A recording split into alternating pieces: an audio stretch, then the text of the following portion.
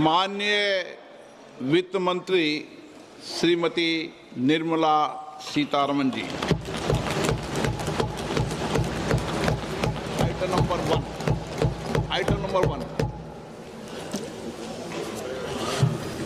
Sir, with your permission, I rise to lay on the table a copy each of the following papers, Hindi and English versions, under Article 281 of the Constitution, Report for 2026 to 2031, Volume 1, Main Report of the 16th Finance Commission. 2. Report for 2026-2031, Volume 2, Annexures of the 16th Finance Commission. Number 3.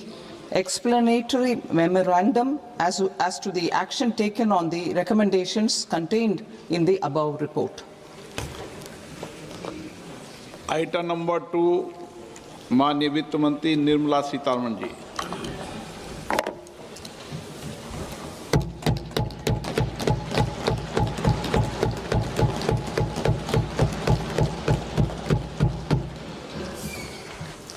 Honorable Speaker, sir, on the sacred occasion of Magh Purnima and the birth anniversary of Guru Ravidas, I present the budget for the year 2026-2027. Since we assumed office 12 years ago, India's economic trajectory has been marked by stability, fiscal discipline, sustained growth, and moderate inflation. This is the result of conscious choices we have made, even in times heightened uncertainty and disruption. Our government, led by Honorable Prime Minister Modi, has decisively and consistently chosen action over ambivalence, reform over rhetoric, and people over populism.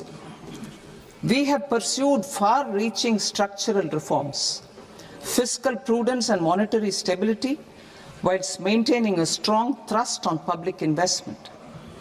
Keeping Atmanirbharta as a lodestar, we have built domestic manufacturing capacity, energy security, and reduced critical import dependencies. Simultaneously, we have ensured that citizens benefit from every action of the government, undertaking reforms to support employment generation, agricultural productivity, household purchasing power, and universal services to people. These measures have delivered a high growth rate of around 7% and helped us make substantial strides in poverty reduction and improvement in the lives of our people. Today, we face an external environment in which trade and multilateralism are imperiled and access to resources and supply chains are disrupted. New technologies are transforming production systems while sharply increasing demands on water, energy, and critical minerals. India will continue to take confident steps towards Vikasit Bharat, balancing ambition with inclusion. As a growing economy with expanding trade and capital needs, India must also remain deeply integrated with global markets, exporting more and attracting stable long-term investment. As I begin Part A, I want to express my gratitude to the people for standing firmly with us as we forge our way together towards becoming one of the largest economies of the world.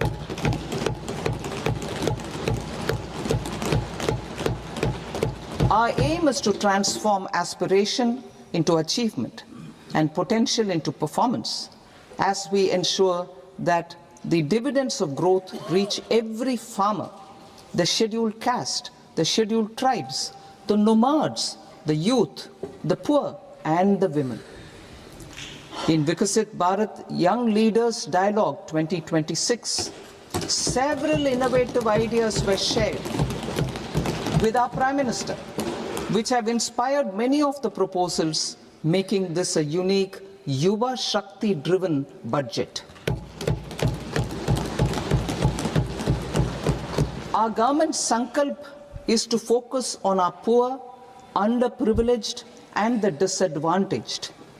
To deliver on this sankalp, and given that this is the first budget prepared in Kartavya Bhavan, we are inspired by three Kartavya. Our first Kartavya is to accelerate and sustain economic growth by enhancing productivity and competitiveness and building resilience to volatile global dynamics. Our second Kartavya is to fulfill aspirations of our people and build their capacity, making them strong partners in India's path to prosperity. Our third Kartavya, aligned with our vision of Sabka Saath, Sabka Vikas, is to ensure that every family, community, region, and sector has access to resources, amenities, and opportunities for meaningful participation.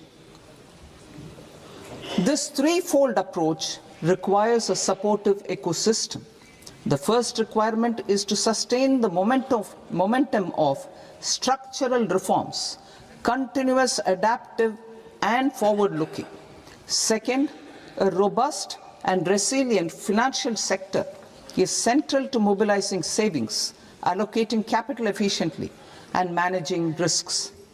Third, cutting-edge technologies, including AI applications, can serve us as force multipliers for better governance. Reform Express. Our government has undertaken comprehensive reforms towards creating employment, boosting productivity, and accelerating growth. After the Prime Minister's announcement on Independence Day in 2025, over 350 reforms have been rolled out. This includes GST simplification, notification of labor codes, and rationalization of mandatory quality control orders. High-level committees have been formed, and in parallel, the central government is working with the state governments on deregulation and reducing compliance requirements. The Reform Express is well on its way and will maintain its momentum to help us fulfill our Kartavya. I now move to specific proposals. Under our first Kartavya, to accelerate and sustain economic growth, I propose interventions in 6 areas. 1. Scaling up manufacturing in 7 strategic and frontier sectors. 2. Rejuvenating legacy industrial sectors. 3. Creating champion MSMEs. 4. Delivering a powerful push for infrastructure. 5. Ensuring long-term security and stability. And 6. Developing city economic regions. Scaling up of manufacturing in 7 strategic and frontier sectors. Biopharma Shakti, meaning biopharma strategy for health advancement through knowledge, technology, and innovation. India's disease burden is observed to be shifting towards non-communicable diseases like diabetes, cancer, and autoimmune disorders. Biologic medicines are key to longevity and quality of life at affordable costs. To develop India as a global biopharma manufacturing hub,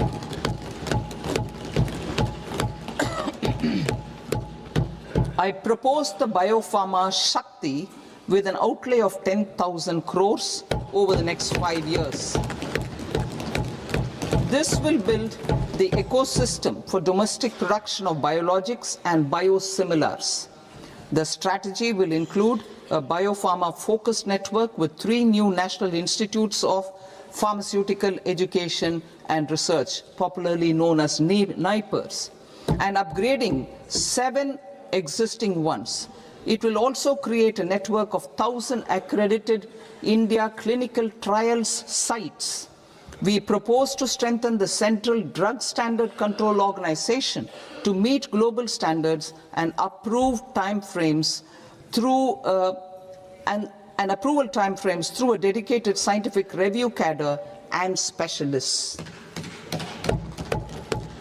India's Semiconductor Mission 1.0 expanded India's semiconductor sector capabilities.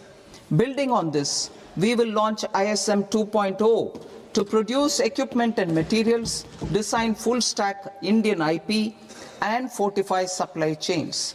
We will also focus on industry-led research and training centers to develop technology and skilled workforce. The Electronics Components Manufacturing Scheme, launched in April 2025 with an outlay of 22,919 crores, already has investment commitments at double the targets. We propose to increase the outlay to 40,000 crores to capitalize on this momentum.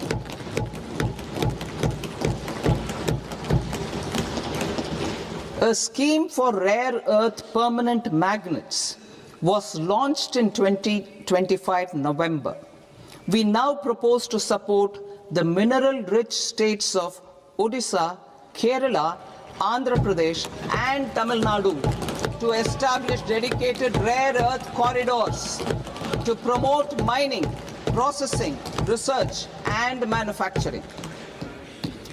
To enhance domestic chemical production and reduction import dependency and reduce import dependency, we will launch a scheme to support states in establishing 3 dedicated chemical parks through challenge route on a cluster-based plug-and-play model. Strong capital goods.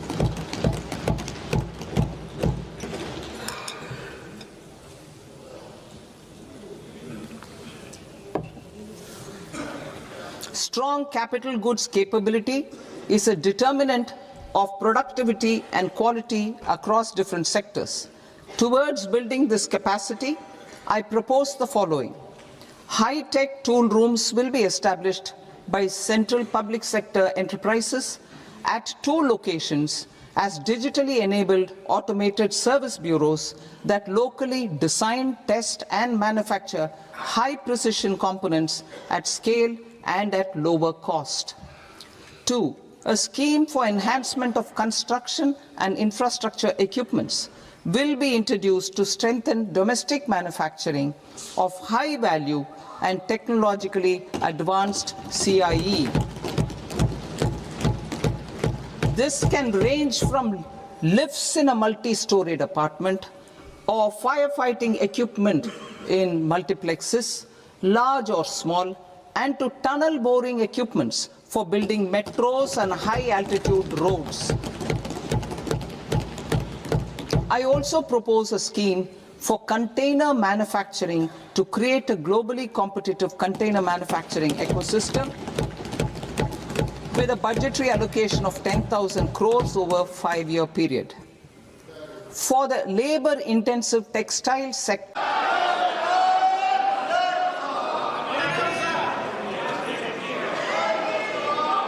delivering a powerful push for infrastructure. 5, ensuring long-term security and stability. And 6, developing city economic regions. Scaling up of manufacturing in 7 strategic and frontier sectors. Biopharma Shakti, meaning biopharma strategy for health advancement through knowledge, technology and innovation. India's disease burden is observed to be shifting towards non-communicable diseases like diabetes, cancer and autoimmune disorders. Biologic medicines are key to longevity and quality of life at affordable costs. To develop India as a global biopharma manufacturing hub,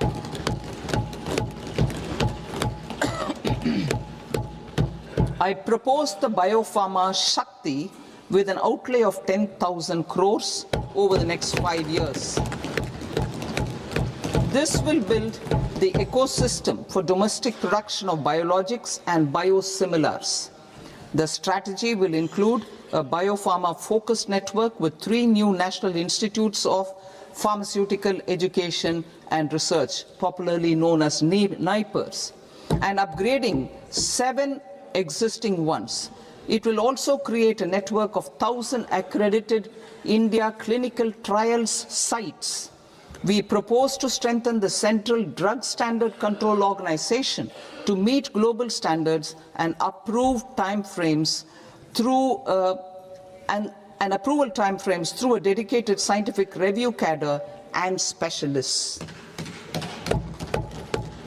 India's Semiconductor Mission 1.0 expanded India's semiconductor sector capabilities. Building on this, we will launch ISM 2.0 to produce equipment and materials, design full-stack Indian IP, and fortify supply chains. We will also focus on industry-led research and training centers to develop technology and skilled workforce. The Electronics Components Manufacturing Scheme, launched in April 2025 with an outlay of 22,919 crores, already has investment commitments at double the targets. We propose to increase the outlay to 40,000 crores to capitalize on this momentum.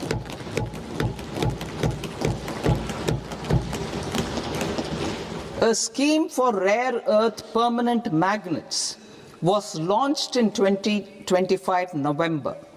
We now propose to support the mineral-rich states of Odisha, Kerala, Andhra Pradesh and Tamil Nadu to establish dedicated rare earth corridors to promote mining, processing, research and manufacturing.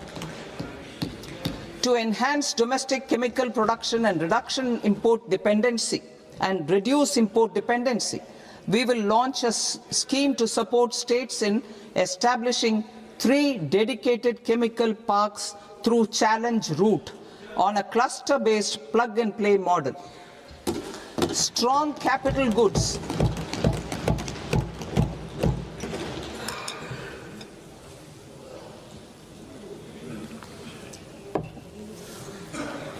Strong capital goods capability is a determinant of productivity and quality across different sectors.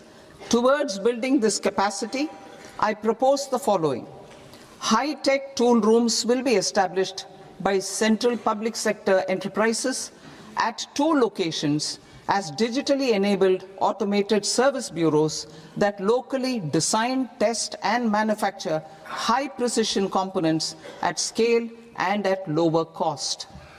2. A scheme for enhancement of construction and infrastructure equipments will be introduced to strengthen domestic manufacturing of high value and technologically advanced CIE. This can range from lifts in a multi-storied apartment or firefighting equipment in multiplexes, large or small, and to tunnel boring equipments for building metros and high-altitude roads. I also propose a scheme for container manufacturing to create a globally competitive container manufacturing ecosystem with a budgetary allocation of 10,000 crores over a 5-year period. For the labor-intensive textile sector, I propose an integrated program with 5 subparts. 1. The National Fiber Scheme for self-reliance in natural fibers, such as silk, wool and jute, man-made fibers and new age fibers. Textile expansion and employment scheme to modernize traditional clusters with capital support for machinery, technology upgradation and common testing and certification centers. 3. The National Handloom and Handicraft Program to integrate and strengthen existing schemes and ensure targeted support for weavers and artisans. Tex Eco initiative to promote globally competitive and sustainable textiles and apparels. Samarth 2.0 to modernize the upgrade the textile skilling ecosystem through collaboration with industry and academic institutions. Further, I propose to set up mega textile parks in challenge mode. They can also focus on bringing value addition to technical textiles. I propose to launch the Mahatma Gandhi Gram Swaraj initiative to strengthen khadi, handloom and handicrafts. This will help in global market linkage and branding. It will streamline and support training, skilling, quality of process and production. This will benefit our weavers, village industries, one district, one product ODOP initiative, and also our rural youth. India has the potential to emerge as a global hub for high quality, affordable sports goods. I propose a dedicated initiative for sports goods that will promote manufacturing, research, and innovation in equipment design as well as material sciences. Rejuvenation of legacy industrial clusters. I propose to introduce a scheme to revive 200 legacy industrial clusters to improve their cost competitiveness and efficiency through infrastructure and technology upgradation. Creating champion SMEs and supporting micro enterprises. Recognizing MSMEs as a vital engine of growth, I propose a three-pronged approach to help them grow as champions. Equity support. I propose to introduce a dedicated 10,000 crores SME growth fund to create future champions, incentivizing enterprises based on select criteria. I also propose to top up the Self-Reliant India Fund set up in 2021 with 2,000 crores to continue support to micro enterprises and maintain their access to risk capital. Liquidity support.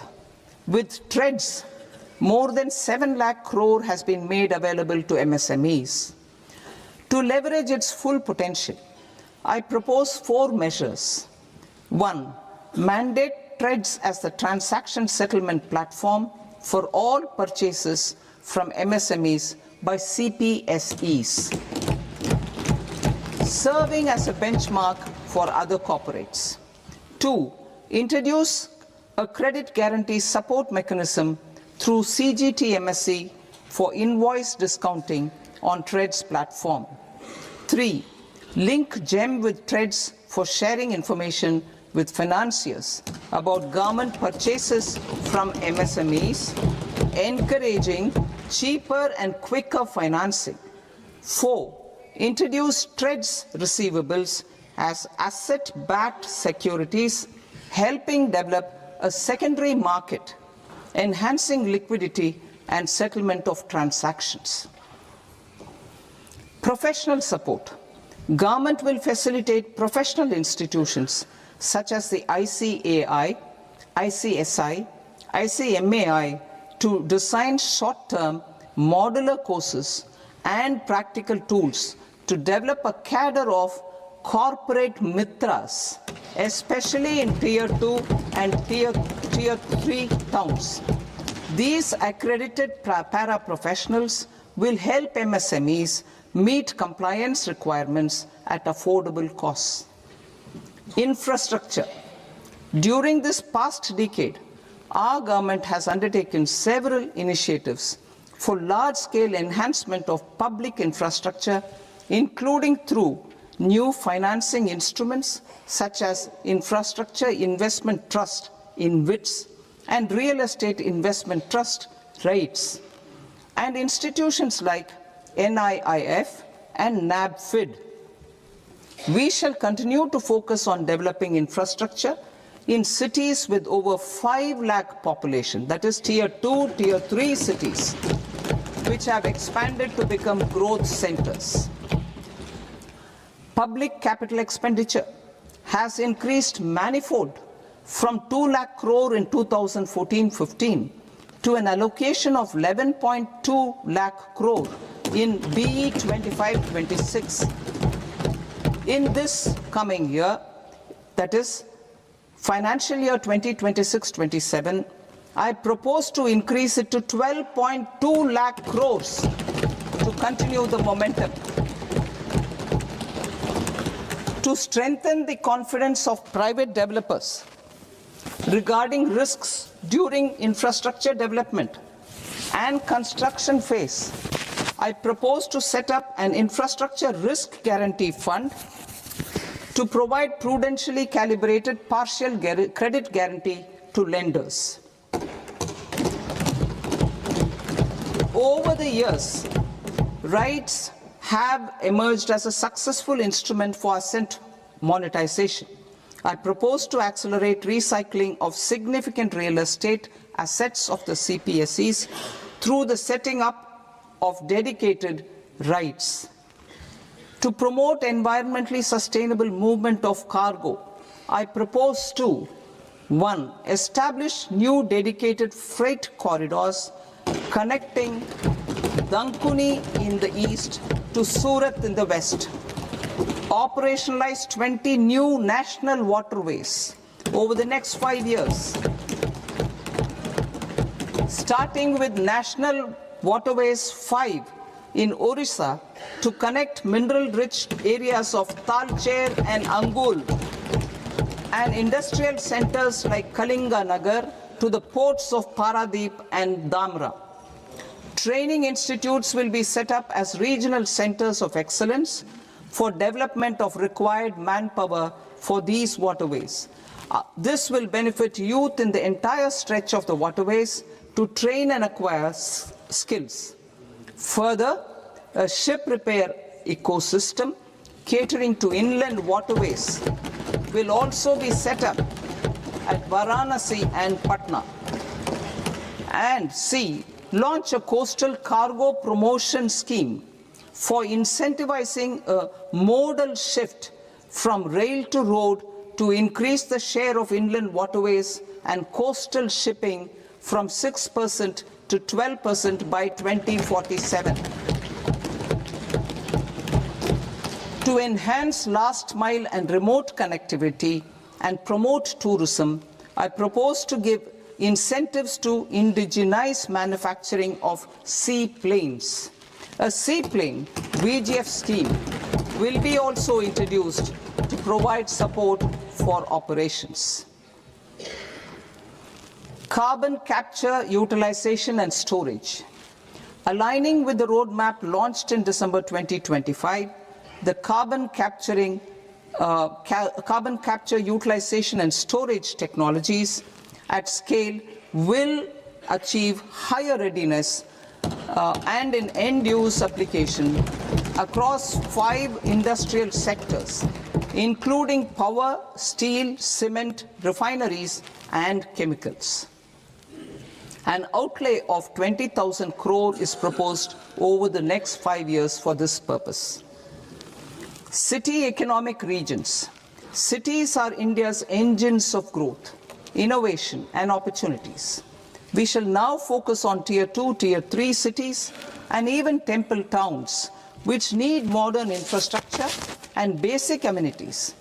This budget aims to further amplify the potential of cities to deliver the economic power of agglomerations by mapping city economic regions based on their specific growth drivers.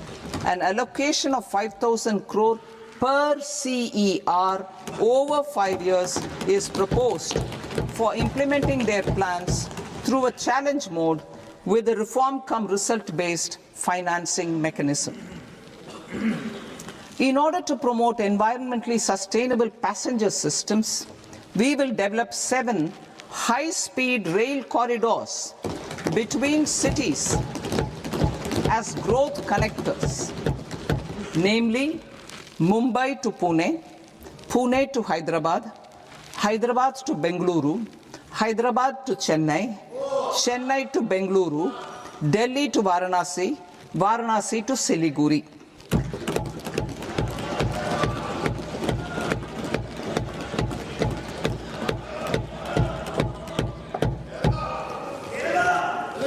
Financial sector. The Indian banking sector today is characterized by strong balance sheet, historic highs in profitability, improved asset quality, and coverage exceeding 98% of villages in the country. At this juncture, we are well placed to futuristically evaluate the measures needed to continue on the path of reform-led growth of this sector. I propose setting up a high-level committee on banking for Vikasit Bharat. High-level committee on banking for Vikasit Bharat to comprehensively review the sector and align it with India's next phase of growth, while safeguarding financial stability, inclusion, and consumer protection. The vision for NBFCs for Vikasit Bharat has been outlined with clear targets for credit disbursement and technology adoption in order to achieve scale and improve efficiency in the public sector NBFCs. As a first step, it is proposed to restructure the Power Finance Corporation and Rural Electrification Corporation. I propose a comprehensive review of the foreign exchange management non-debt instruments rules to create a more contemporary, user-friendly framework for foreign investments consistent with India's evolving economic priorities. Corporate bond market. I propose to introduce a market-making framework with suitable access to funds and derivatives on corporate bond indices. I also propose to introduce total return swaps on corporate bonds. Municipal bonds. To encourage the issuance of municipal bonds of higher value by larger cities, I propose an incentive of 100 crore rupees for a single bond issuance. 100 crore rupees for a single bond issuance of more than 1,000 crore. The current scheme under Amrit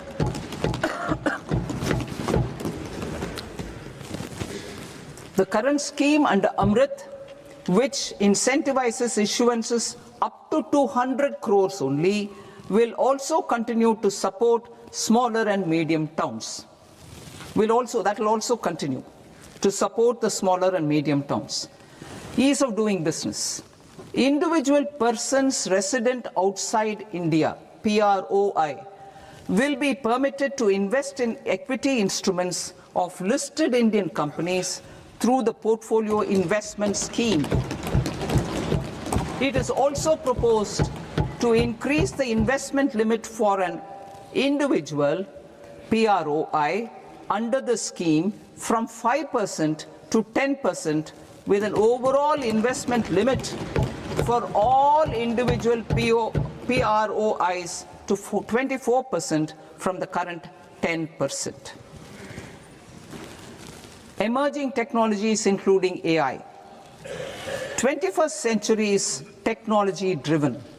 Adoption of technology is for the benefit of all people. Farmers in the field, women in STEM, youth keen to upskill, and Divyangjan to access newer opportunities. The government has taken several steps to support new technologies through AI Mission, National Quantum Mission, Anusandhan National Research Fund, and Research and Development and Innovation Fund. Our second kartavya is to fulfill aspirations and build capacities. Close to 25 crore individuals have come out of multi-dimensional poverty through a decade of our government's sustained and reform-oriented efforts.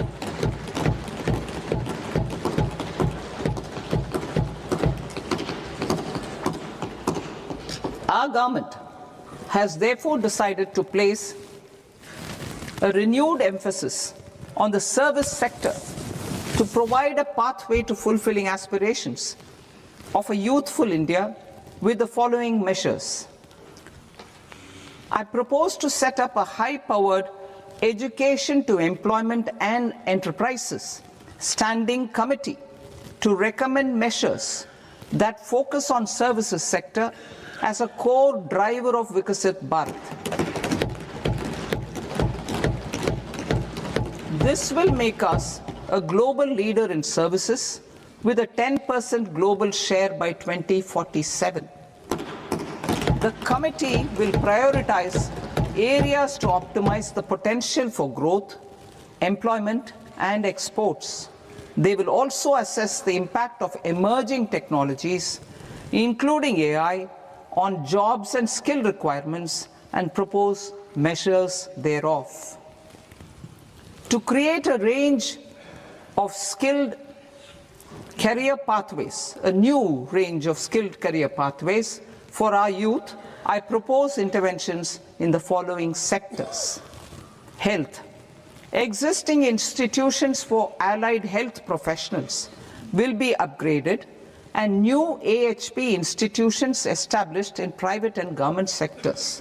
This will cover 10 selected disciplines, including optometry, radiology, anesthesia, OT technology, applied psychology and behavioral health, and add 1 lakh AHPs over the next 5 years. A strong care system covering geriatric and allied care services will be built. A variety of NSQF-aligned programs will be developed to train multi-skilled caregivers, combining core care and allied skills such as wellness, yoga, and operation of medical assistive devices. In the coming year, 1.5 lakh caregivers will be trained.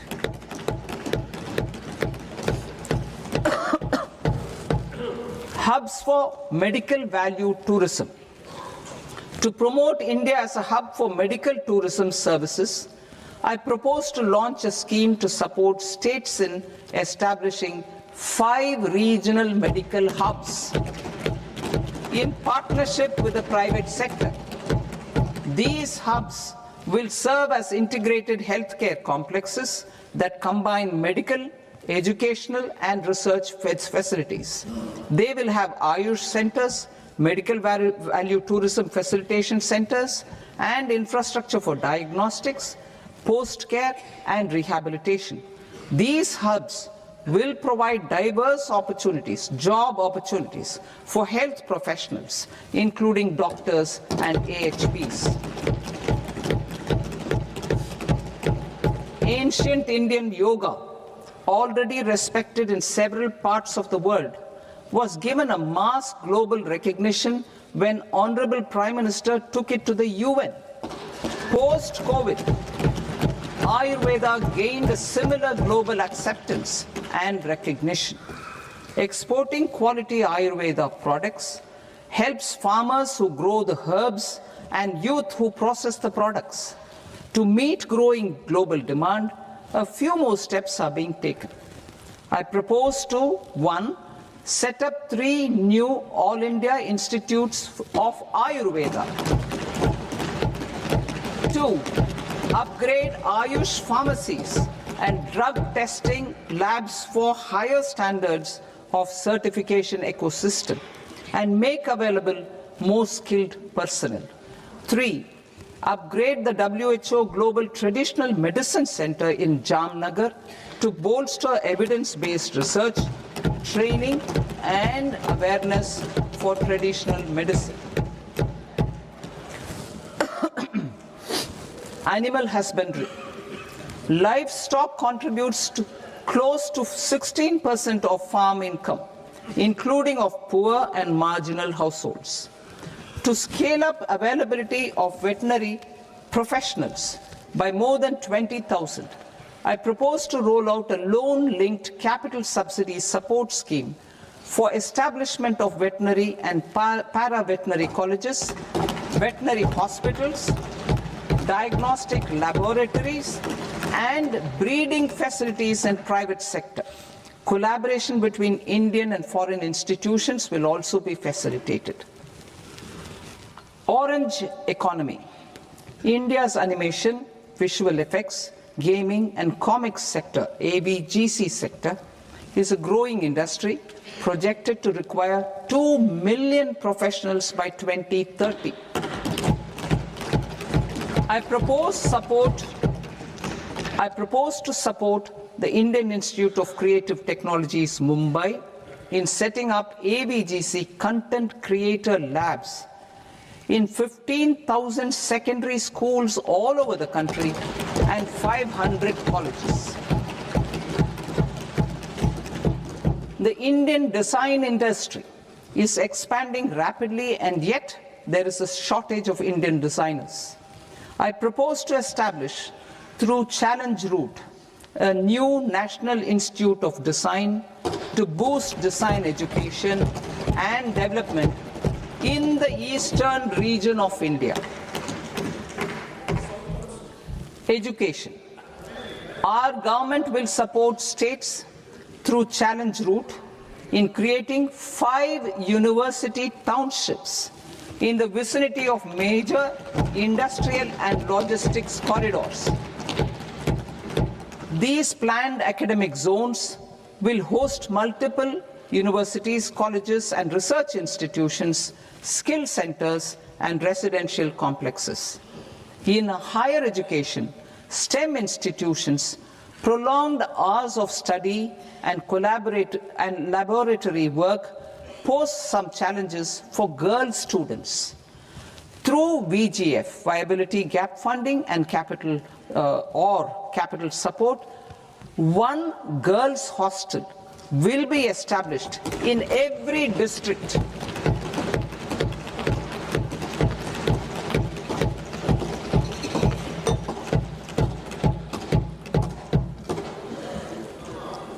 To promote astrophysics and astronomy via immersive experiences. 4 telescope infrastructure facilities will be set up or upgraded.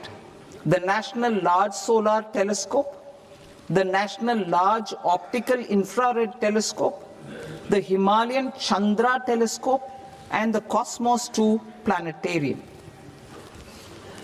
Tourism. The tourism sector has the potential to play a large role in the employment generation, forex earnings, and expanding the local economy. I propose to set up a National Institute of Hospitality by upgrading the existing National Council for Hotel Management and Catering Technology. It will function as a bridge between academia, industry, and government. I also propose a pilot scheme for upskilling 10,000 guides in 20 iconic tourist sites through a standardized, high-quality, 12-week training course in hybrid mode in collaboration with the Indian Institute of Management. A national destination digital knowledge grid will be established to digitally document all places of significance, cultural, spiritual, and heritage. This initiative will create a new ecosystem of jobs for local researchers, historians, content creators, and technology partners. India has the potential and opportunity to offer world-class trekking and hiking experience. We will develop ecologically sustainable mountain trails in Himachal Pradesh, Uttarakhand, and Jammu Kashmir. Also in Araku Valley in the Eastern Ghats and Podigai Malai in the Western Ghats. Turtle trails along key nesting sites in the coastal areas of Odisha, Karnataka and Kerala. And 3, bird watching trails along the Pulikat Lake in Andhra Pradesh, Tamil Nadu. It's on the border. Under the visionary leadership of Honorable Prime Minister, we established the International Big Cat Alliance in 2024. This year, India is hosting the first ever Global Big Cat Summit, where heads of governments and ministers from 95 range countries will deliberate on collective strategies for conservation. Heritage and culture tourism. I propose to develop 15 archaeological sites, including Lothal, Dolavira, Rakigadi, Adichanallur, Saranath, Hastinapur, and Leh Palace into vibrant experiential cultural destinations. Excavated landscapes will be open to the public through curated walkways. Immersive storytelling skills and technologies will be introduced to help conservation labs, interpretation centers, and guides.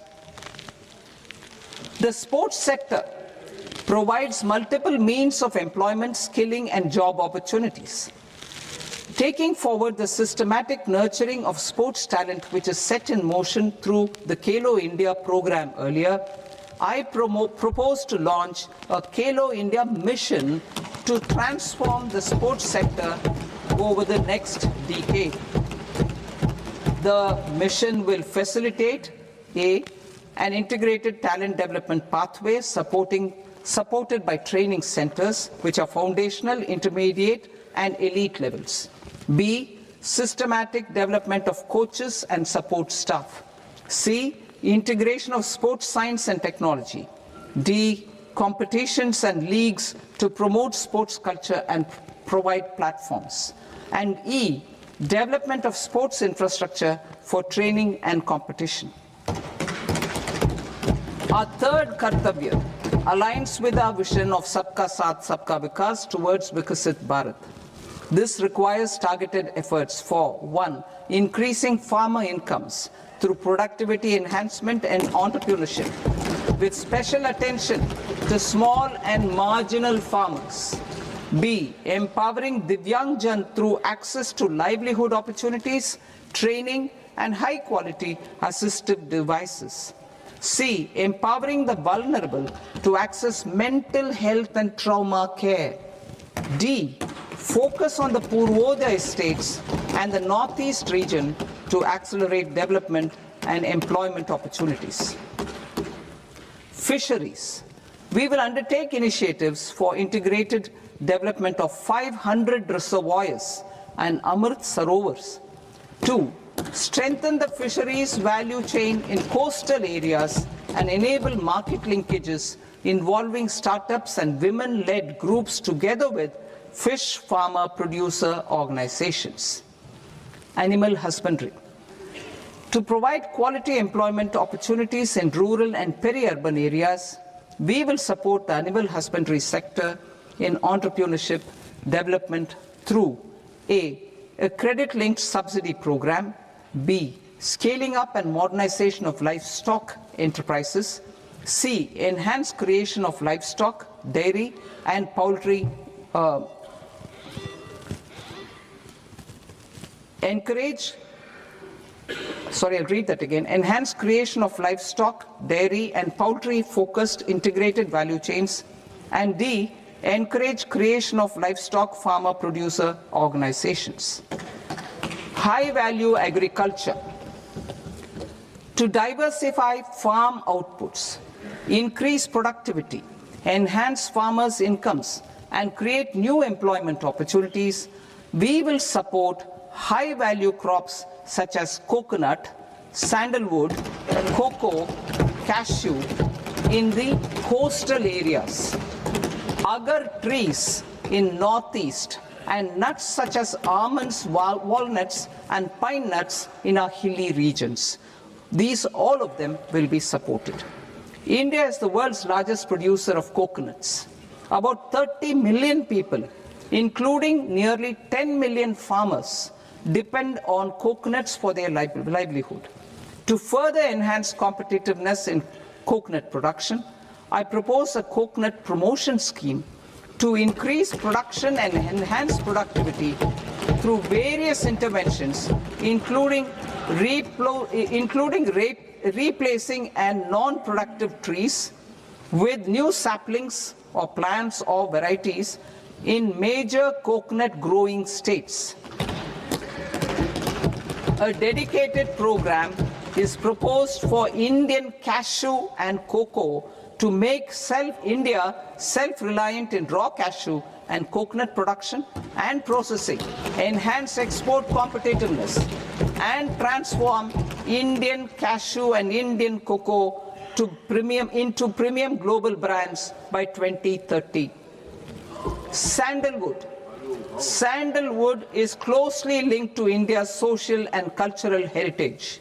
Our government will partner with state governments to promote focused cultivation and post-harvest processing to restore the glory of the Indian sandalwood ecosystem, to rejuvenate old, low-yielding orchards, and expand high-density cultivation of walnuts, almonds, and pine nuts.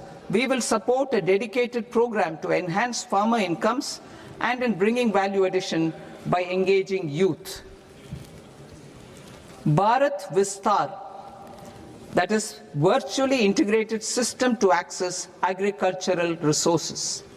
I propose to launch Bharat Vistar, a multilingual AI tool that shall integrate the AgriStack portals and the ICAR package on agricultural practices with AI systems. This will enhance farm productivity, enable better decisions for farmers, and reduce risk by providing customized advisory support. She Marts for rural women-led enterprises. Building on the success of Lakpati Didi program, I propose to help women take the next step from credit-linked livelihoods to being owners of enterprises. Self-help entrepreneur, She Marts will be set up as community-owned retail outlets within the cluster-level federations through enhanced and innovative financing instruments. Empowering Divyangjan. Divyangjan Kaushal Yojana. Information technology, AVGC sectors, hospitality and food and beverages sectors often offer task-oriented and process-driven roles which are suitable for Divyangjan.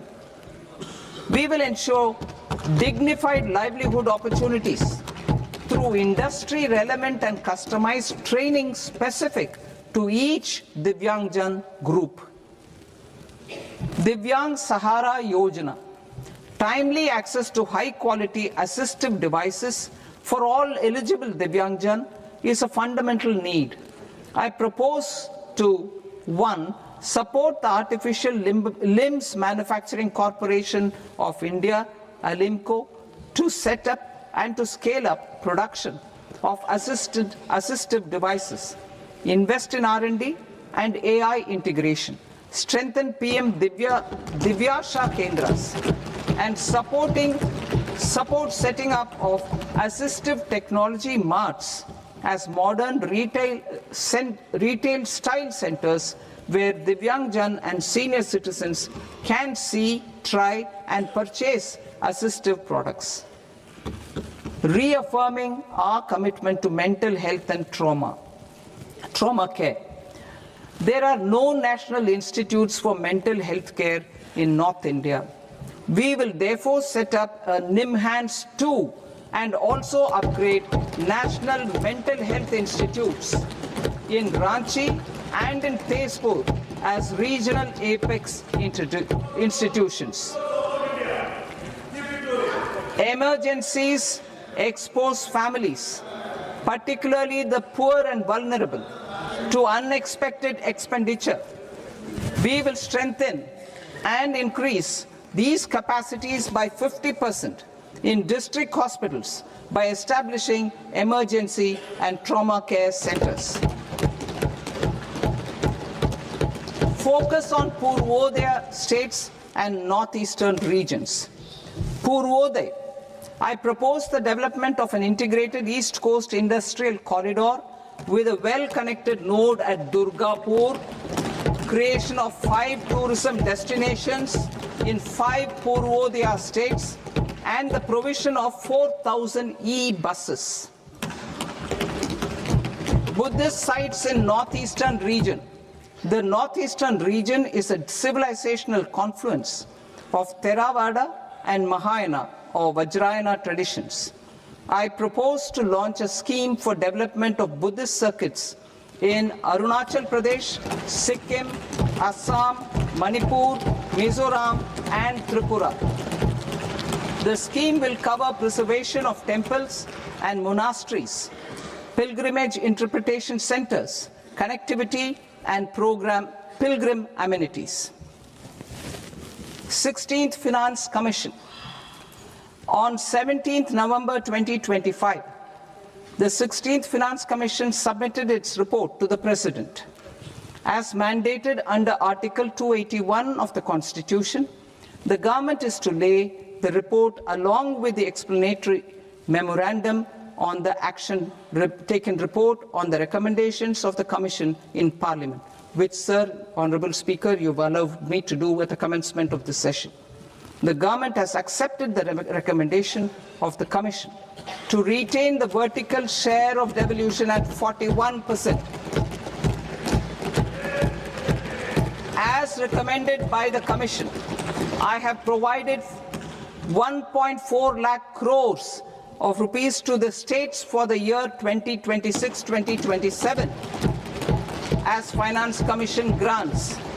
These include rural and urban local body and disaster management grants. Fiscal consolidation. Government has been delivering on our fiscal commitments consistently without compromising on social needs. To strive towards accepted standards of fiscal management in Budget 25-26, I had indicated that the central government would target reaching a debt to GDP ratio of 50 plus or minus 1% by 2030-31.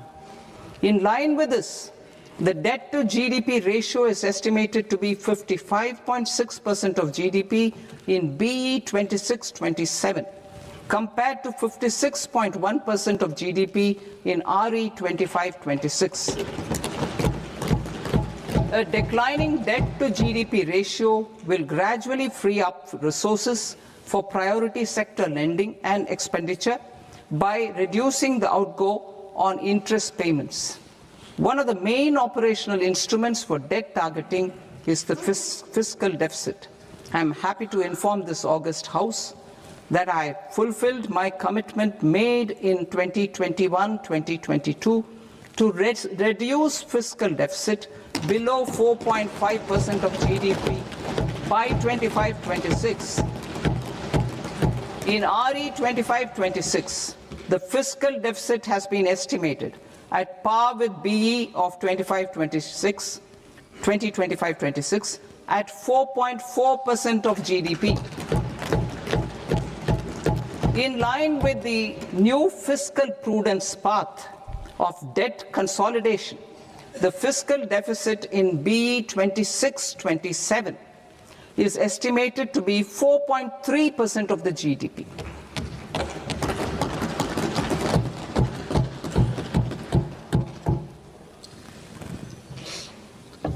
The revised estimates of the non-debt receipts are 34 lakh crore rupees, of which the centre's net tax receipts are 26.7 lakh crore.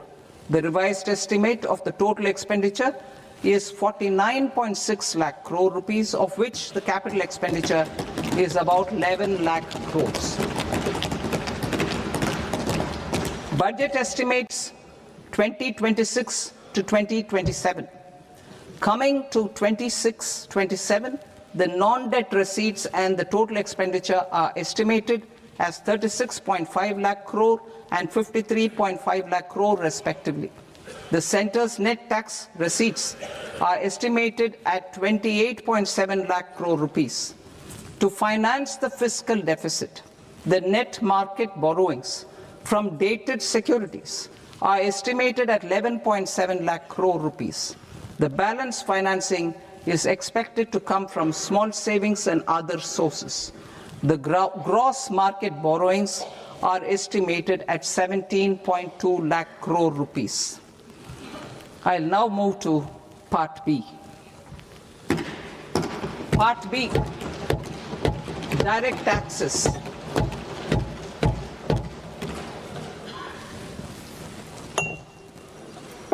Honorable Speaker, sir, I now present my proposals on direct taxes. New Income Tax Act. In July 2024, I announced a comprehensive review of the Income Tax Act 1961. This was completed in a record time, and the Income Tax Act 2025 will come into effect from 1st April 2026. The simplified income tax rules and forms will be notified shortly, giving adequate time to taxpayers to acquaint themselves with its requirements. The forms have been redesigned such that ordinary citizens can comply without difficulty. Ease of living. I propose that any interest awarded by the Motor Accident Claims Tribunal to a natural person will be exempt from income tax, and any TDS on this account will be done away with. I propose to reduce TCS rate on the sale of overseas tour program package from the current 5% and 20% to 2% without any stipulation of amount. I propose to reduce TCS rate for pursuing education and for medical purposes under the Liberalized Remittance Scheme, popularly known as LRS, from 5% to 2%. Supply of manpower services is proposed to be specifically brought within the ambit of payment to contractors for the purpose of TDS to avoid ambiguity. Thus, TDS on these services will be at the rate of either 1% or 2% only.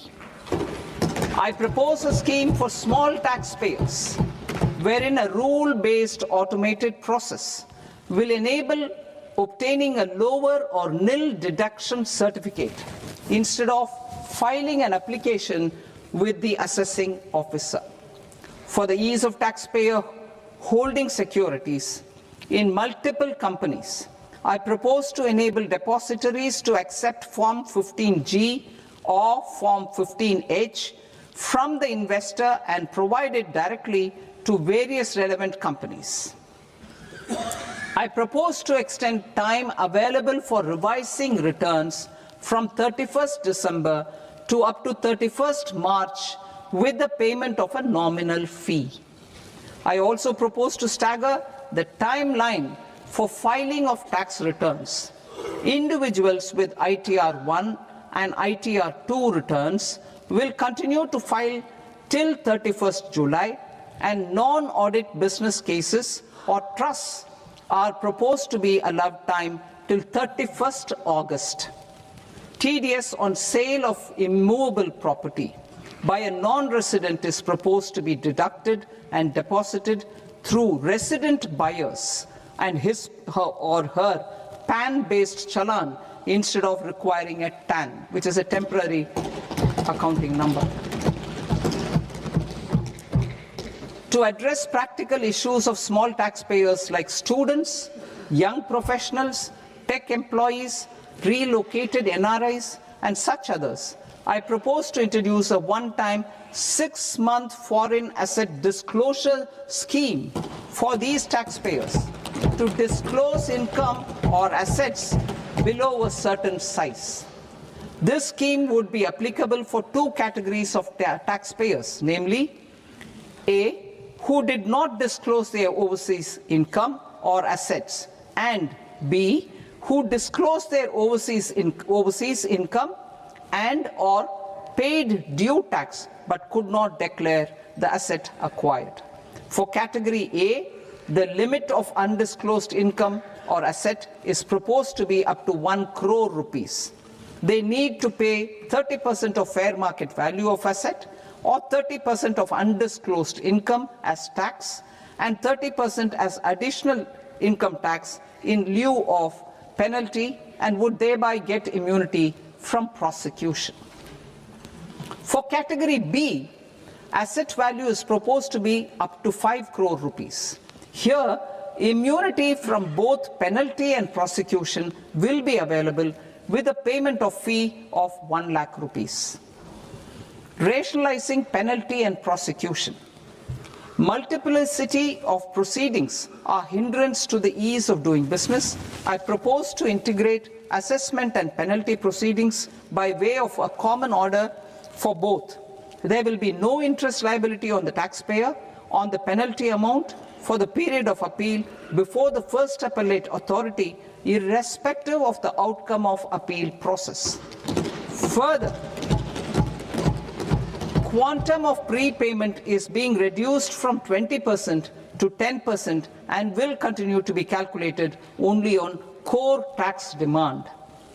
As an additional measure for reducing litigation, I propose to allow taxpayers to update their returns even after reassessment proceedings have been initiated, and an additional 10% tax rate over and above the rate applicable for the relevant year. The assessing officer will then use only this updated return in his proceedings. There is already a framework for immunity from penalty and prosecution in the cases of underreporting. I propose to apply this framework for immunity to misreporting too. However, in such a case, the taxpayer will need to pay 100% of the tax amount as an additional income tax over and above the tax and interest due. Penalties for certain technical defaults, such as failure to get accounts audited, non-furnishing of transfer pricing audit report, and default in furnishing statement for financial transactions, are proposed to be converted into fee.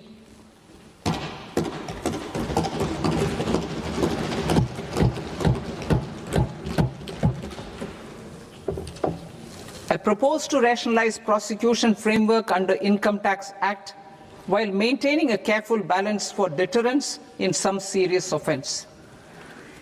Non-production of books of account and documents and requirement of TDS payment where payment is made in kind are being decriminalized.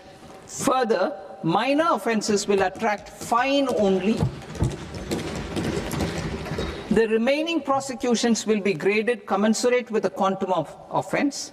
They will entail only simple imprisonment with maximum imprisonment reduced to 2 years and power to courts to convert even those into fines. There is no penalty.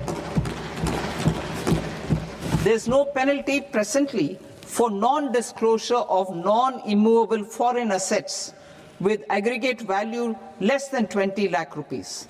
I propose to also provide them with immunity from prosecution with retrospective effect from 1/10/2024.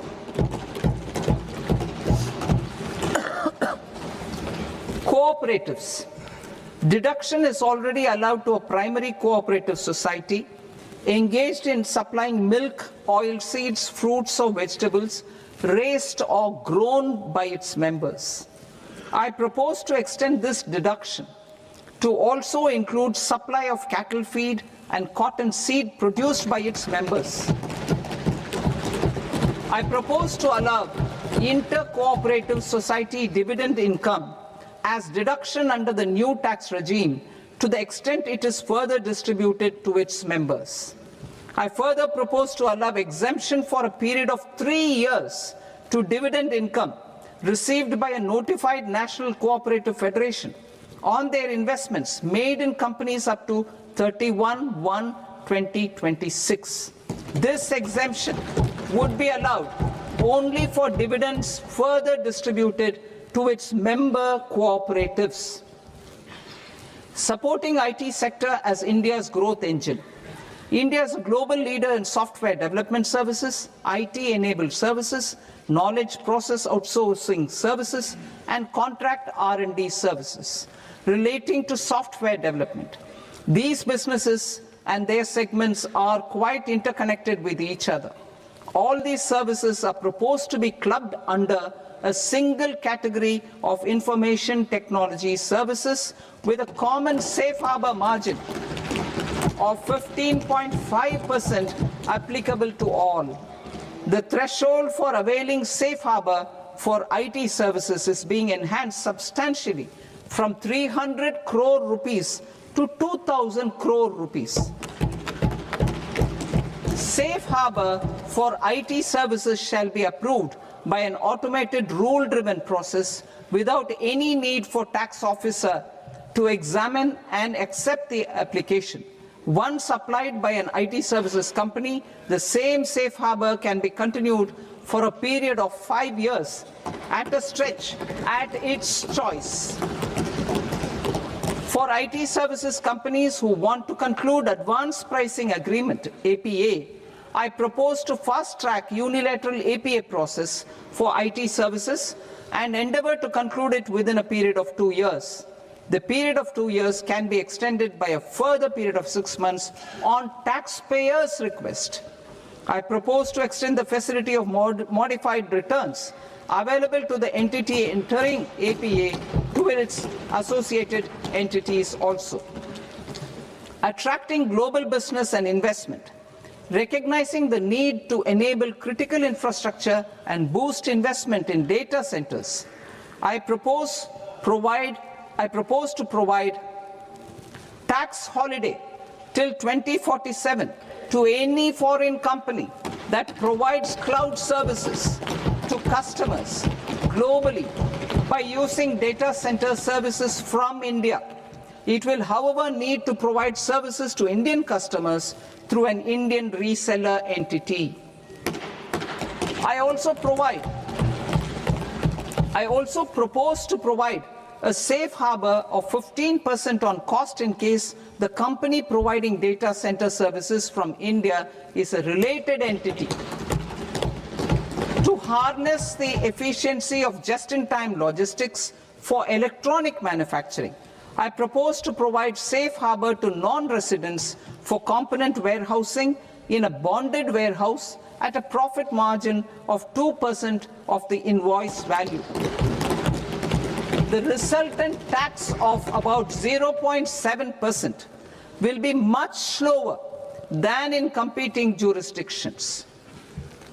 To provide fillip to toll manufacturing in India, I propose to provide exemption from income tax for 5 years to any non-resident who provides capital goods, equipment, or tooling to any toll manufacturer in a bonded zone. To encourage vast pool of global talent to work in India for a longer period of time, I propose to provide exemption to global, non-India sourced income of a non-resident expert for a stay period of 5 years under notified schemes. I propose to provide exemption from minimum alternate tax, the MAT, to all non-residents who pay tax on presumptive basis. Tax administration. I propose to constitute a joint committee of Ministry of Corporate Affairs and Central Board of Direct Taxes for incorporating the requirements of income computation and disclosure standards, the ICDS, in the Indian Accounting Standards, IND AS itself. Separate accounting requirement based on ICDS will be done away with from the tax year 27-28. To support Prime Minister Modi's vision of homegrown accounting and advisory firms to become global leaders, I propose to rationalize the definition of accountant for the purposes of safe harbor rules. Other tax proposals. Change in taxation of buyback was brought in to address the improper use of buyback route by promoters. In the interest of minority shareholders, I propose to tax buyback for all types of shareholders as capital gains. However, to disincentivize misuse of tax arbitrage, promoters will pay an additional buyback tax. This will make effective tax 22% for corporate promoters. For non-corporate promoters, the effective tax will be 30%. TCS rate for sellers of specific goods, namely alcoholic liquor, scrap, and minerals, will be rationalized to 2%, and that on tendu leaves will be reduced from 5% to 2%. I propose to raise the STT on futures to 0.05% from the present 0.02%. STT on options premium and exercise of options are both proposed to be raised to 0.15% from the present rate of 0.1% and 0.125% respectively. We reformed the taxation landscape for corporates in 2019 by providing them a simplified regime with lower tax rate so that they could productively focus on business rather than on claim of deductions and exemptions. To encourage companies to shift to the new regime, set off of brought forward MAT credit, minimum alternate tax credit, is proposed to be allowed to companies only in the new regime. Set off using available MAT credit is proposed to be allowed to an extent of 1/4 of the tax liability in the new regime. MAT is proposed to be made final tax, so there will be no further credit accumulation from 1st April 2026. In line with this change, the rate of final tax is being reduced to 14% from the current MAT rate of 15%. The brought forward MAT credit of taxpayers accumulated till 30th March 2026 will continue to be available to them for set-off as above.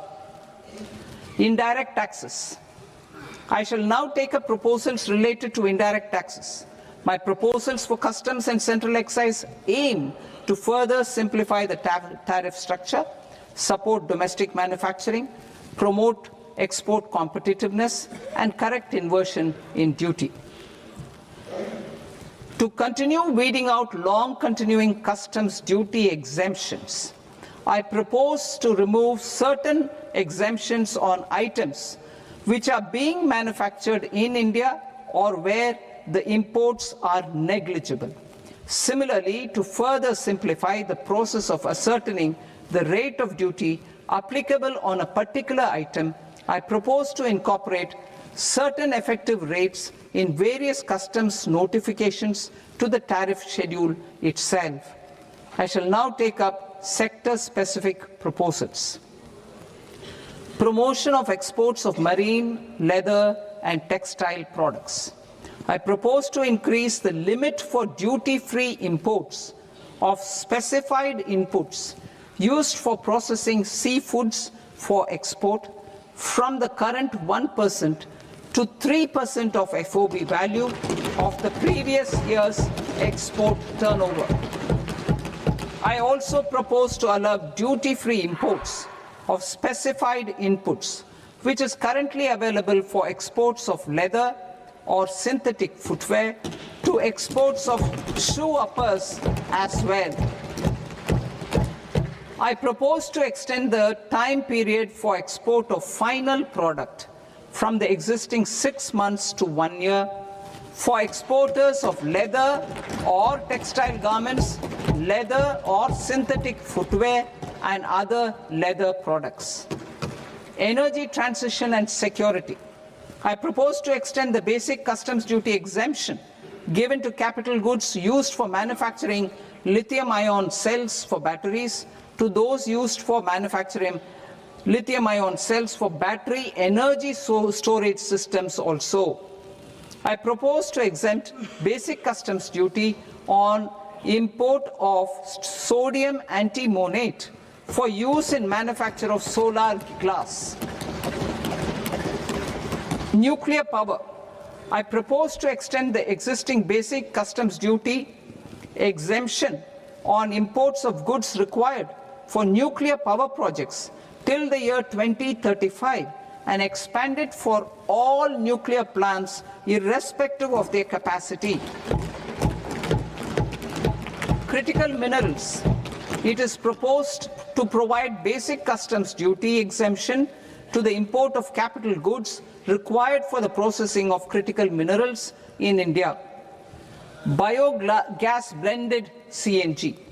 I propose to exclude the entire value of biogas while calculating the central excise duty payable on biogas blended CNG. Civil and defense aviation.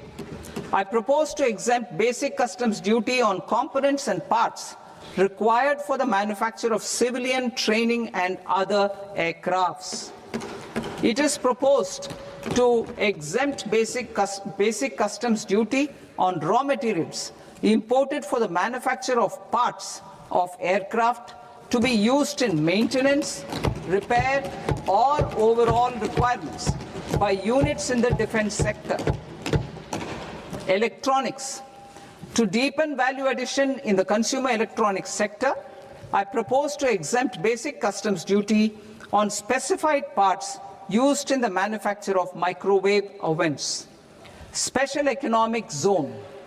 To address the concerns arising about utilization of capacity by manufacturing units in the special economic zones due to global trade disruptions, I propose as a special one-time measure to facilitate sales by eligible manufacturing units in SEZs to the domestic tariff area at concessional rates of duty.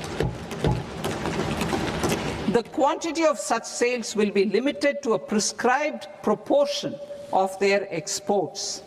Necessary regulatory changes will be undertaken to operationalize the measures while ensuring level playing field for the units working in the DTA. Ease of living. To rationalize the customs duty structure for goods imported for personal use, I propose to reduce the tariff rate on all dutiable goods imported for personal use from 20% to 10%. To provide relief to patients, particularly those suffering from cancer, I propose to exempt basic customs duty on 17 drugs or medicines. I propose also to add 7 more rare diseases for the purposes of exempting import duties on personal imports of drugs, medicines, and food for special medical purposes used in their treatment. Customs process. India's role and share in the global trade is poised for a major leap in line with our ambition and journey towards Viksit Bharat. In this regard, I propose many measures for custom processes to have minimal intervention for smoother and faster movement of goods and greater certainty to the trade. Trust-based systems. I propose to enhance duty deferral period for Tier 2 and Tier 3 authorized economic operators, known as AEOs, from 15 days to 30 days. I propose to provide eligible manufacturer importers the same duty deferral facility. This should encourage them to get themselves accredited as a full-fledged Tier 3 AEO in due course. To provide greater certainty and for better business planning, I propose to extend validity period of advance ruling binding on customs from the present 3 years to 5 years. In the spirit of the whole of government approach,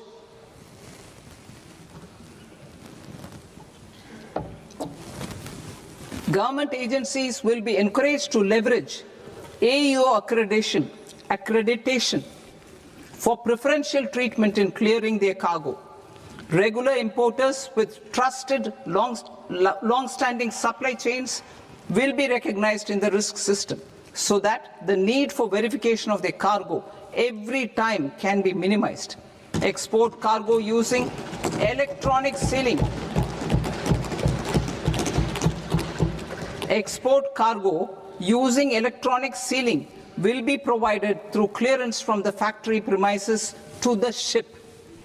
For import of goods not needing any compliance, filing of bill of entry by a trusted importer and arrival of goods will automatically notify customs for completing their clearance formalities. This will enable goods to be released immediately on arrival. The customs warehouse framework will be transformed into a warehouse operator-centric system with a self-declarations, electronic tracking, and risk-based audit. These reforms will move away from the current system of officer-dependent approvals and reduce transaction delays and compliance costs. Ease of doing business. Approvals required for cargo clearance from various government agencies will be seamlessly processed through a single and interconnected digital window by the end of the financial year. Processes involved in clearance of food, drugs, plant, and animal and wildlife products, accounting for about 70% of interdicted cargo, will be operationalized on this system by April 2026 itself. For goods not having any compliance requirement, clearance will be done by customs immediately after online registration is completed by the importer, subject to the payment of duty. Customs integrated system will be rolled out in 2 years as a single integrated and scalable platform for all customs processes. Utilization of non-intrusive scanning with advanced imaging and AI technology for risk assessment will be expanded in a phased manner with the objective to scan every container across all the major ports. New export opportunities to support Indian fishermen to fully harness the economic value of marine resources beyond our territorial waters. The following measures will be taken. A. Fish catch by an Indian fishing vessel in exclusive economic zone or on the high seas will be made free of duty. Landing of such fish on foreign port will be treated as export of goods. Safeguards will be put in place to prevent misuse during fish catch, transit, or transshipment. To support aspirations of India's small businesses, artisans, and startups to access global markets through e-commerce, I am pleased to announce complete removal of the current value cap of 10 lakh rupees per consignment on courier exports. In addition, handling of rejected and returned consignments will be improved with effective use of technology for identifying such consignments. I propose to revise provisions governing baggage clearance during international travel to address genuine concerns of passengers. The revised rules will enhance duty-free allowances in line with the present-day travel realities and provide clarity in temporary carriage of goods brought in or taken out. There are honest taxpayers who are willing to settle disputes by paying all their dues, but they get deterred due to negative connotation associated with penalty. They will now be able to close cases by paying an additional amount in lieu of penalty. Honorable Speaker, sir, with this, I commend the budget to this august House. Jai Hind.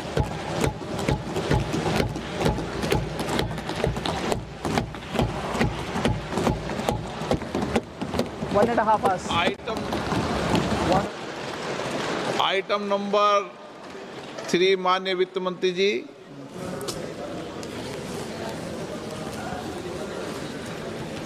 Item number 2, sir. 3. Sir, with your permission, I rise to lay on the table of the following statements under Section 3, 1 of the Fiscal Responsibility and Budget Management Act of 2003. Medium-term fiscal policy, fiscal policy strategy statement, and macroeconomic framework statement. Item number 4 माननीय वित्त मंत्री जी। Sir, with your permission, I move for leave to introduce the Finance Bill 2026. प्रश्न ये कि विधेयक को पुनर्स्थापित करने की अनुमति प्रदान की जाए। जो सदस्य इस पक्ष में हाँ गए, जो सदस्य विरोध में ना गए, मेरे विचार में निर्णय हाँ वालों के पक्ष में, हाँ वालों के पक्ष में अनुमति प्रदान की जाती है। माननीय मंत्री जी, अब विधेयक पुनर्स्थापित करें। Sir, I introduce the bill. माननीय सदस्यगण, आपको सूचित किया जाता है कि माननीय वित्त मंत्री जी के बजट भाषण की कॉपी पब्लिकेशन काउंटर पर ली जाती है। बजट भाषण और बजट से संबंधित दस्तावेज आपके मोबाइल फोन और मेंबर पोर्टल्स पर ही उपलब्ध है। सभा की कार्रवाई कल सोमवार दिनांक 2 फरवरी 2026 को प्राप्त 11 बजे तक के लिए स्थगित की जाती है।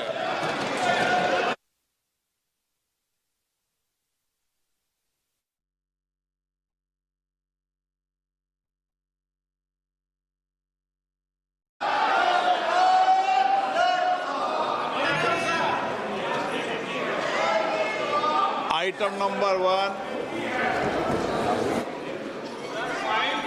माननीय वित्त मंत्री श्रीमती निर्मला सीतारमण जी।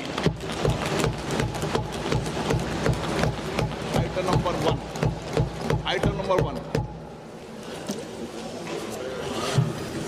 Sir, with your permission, I rise to lay on the table a copy each of the following papers, Hindi and English versions, under Article 281 of the Constitution, Report for 2026 to 2031, Volume 1, Main Report of the 16th Finance Commission. 2. Report for 2026-2031, Volume 2, Annexures of the 16th Finance Commission. Number 3. Explanatory memorandum as to the action taken on the recommendations contained in the above report. Item number 2 माननीय वित्त मंत्री निर्मला सीतारमण जी।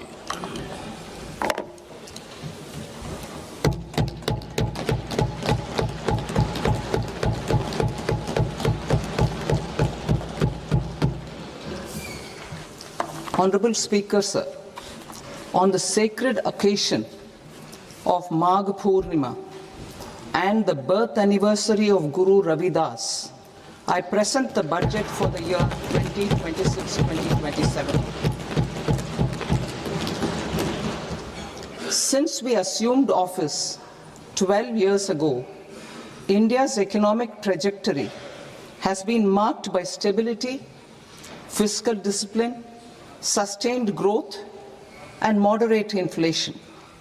This is the result of conscious choices we have made, even in times heightened uncertainty and disruption.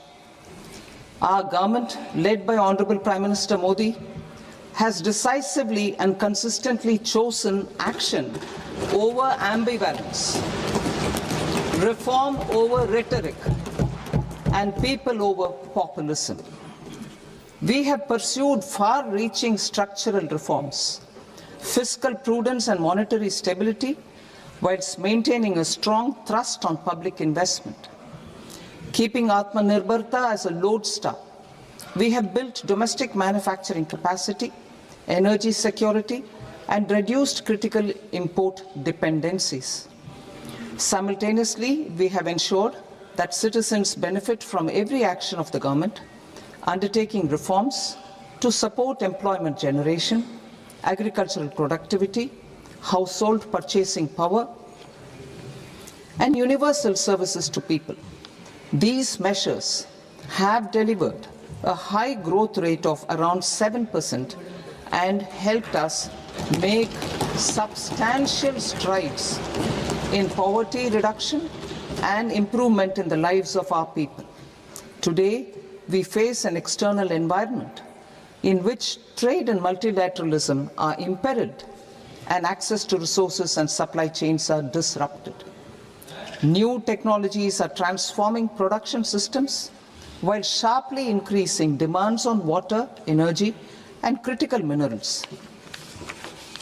India will continue to take confident steps towards Vikasit Bharat, balancing ambition with inclusion. As a growing economy with expanding trade and capital needs, India must also remain deeply integrated with global markets, exporting more and attracting stable long-term investment. As I begin Part A, I want to express my gratitude to the people for standing firmly with us as we forge our way together towards becoming one of the largest economies of the world.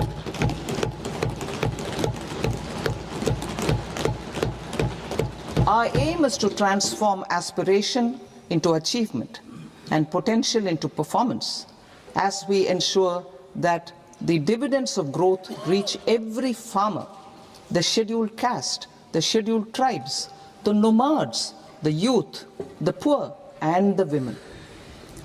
In Vikasit Bharat Young Leaders Dialogue 2026, several innovative ideas were shared with our Prime Minister, which have inspired many of the proposals, making this a unique Yuva Shakti-driven budget.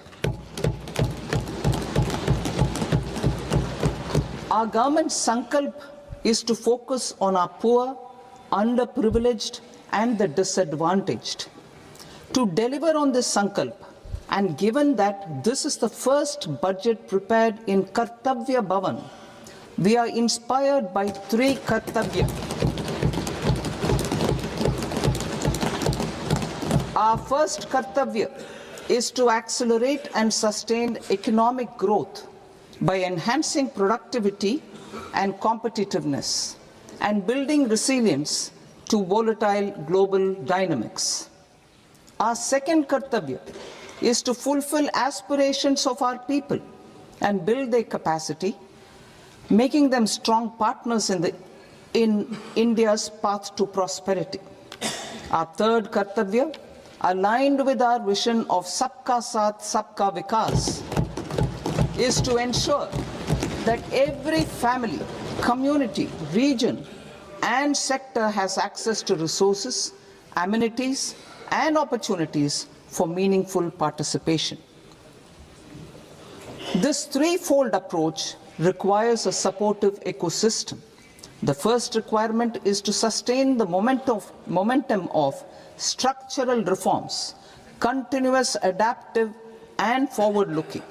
Second, a robust and resilient financial sector is central to mobilizing savings, allocating capital efficiently, and managing risks.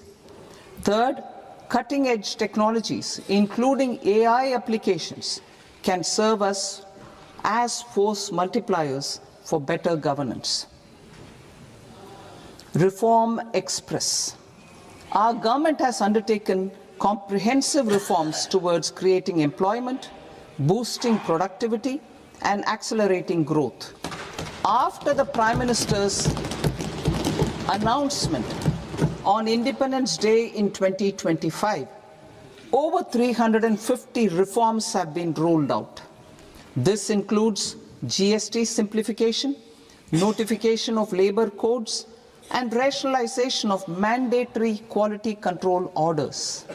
High-level committees have been formed, and in parallel, the central government is working with the state governments on deregulation and reducing compliance requirements. The Reform Express is well on its way and will maintain its momentum to help us fulfill our kartavya. I now move to specific proposals. Under our first kartavya, to accelerate and sustain economic growth, I propose interventions in 6 areas. 1. Scaling up manufacturing in 7 strategic and frontier sectors. 2. Rejuvenating legacy industrial sectors. 3.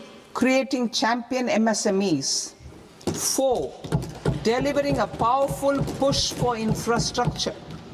5. Ensuring long-term security and stability. And 6.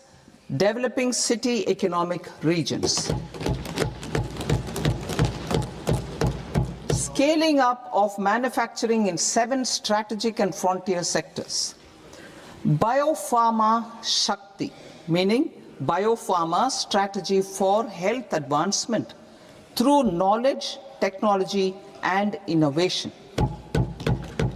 India's disease burden is observed to be shifting towards non-communicable diseases like diabetes, cancer, and autoimmune disorders. Biologic medicines are key to longevity and quality of life at affordable costs. To develop India as a global biopharma manufacturing hub,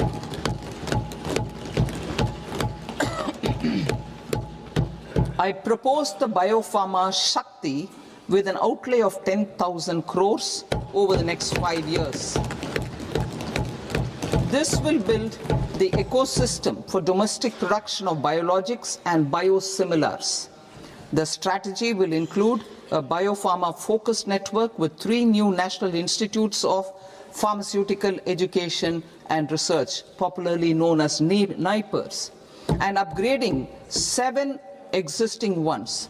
It will also create a network of 1,000 accredited India clinical trials sites. We propose to strengthen the Central Drug Standard Control Organization to meet global standards and approve timeframes through and approval timeframes through a dedicated scientific review cadre and specialists. India's semiconductor mission 1.0 expanded India's semiconductor sector capabilities. Building on this, we will launch ISM 2.0 to produce equipment and materials, design full-stack Indian IP, and fortify supply chains. We will also focus on industry-led research and training centers to develop technology and skilled workforce. The Electronics Components Manufacturing Scheme, launched in April 2025, with an outlay of 22,919 crores, already has investment commitments at double the targets. We propose to increase the outlay to 40,000 crores to capitalize on this momentum.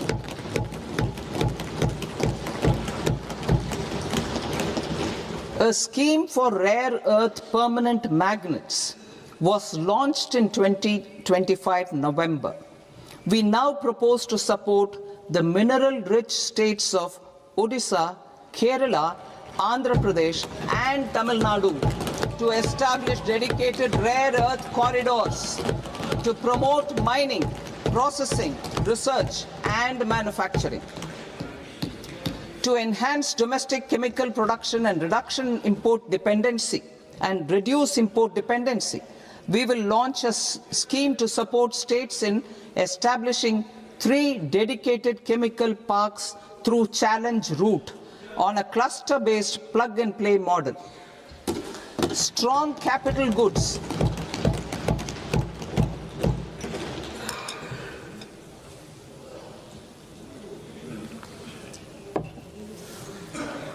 Strong capital goods capability is a determinant of productivity and quality across different sectors. Towards building this capacity,